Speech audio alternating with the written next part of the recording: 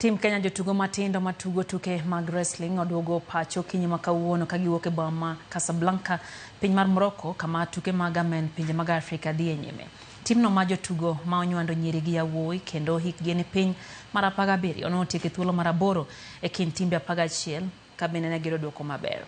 Kanowuo gi jofwambo e kinde mane timno olore paw ndeke ma JKA, kocha Onguyesu Omumasaba olero ni timno obedo gi duoko makare kopimo hik jotugo go mowacho ni pod tindo.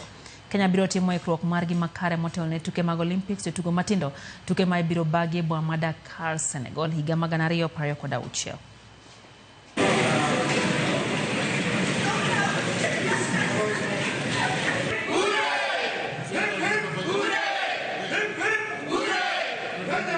Competition imekuwa hard lakini tumejaribu.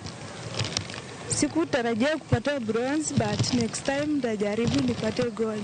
Naenda kutia bidii kwa mazoezi, tutafanya mazoezi hard na tutatia bidii. Our roadmap is towards the 2026 Dakar Olympic Games. And as you may see, most of these girls are very young. Most of them are under 15 years, 15 to 17 years. So we anticipate that as per coming next year, we need to have the age category of 16 and 17. Those ones that's the category that is going to compete at the Dakar 2026 Olympic Games for the youth. We are very, very proud. And this is just the beginning. These are youngsters and we shall develop them as we move along. I also want to congratulate Walucho for being elected to serve in one of the commissions.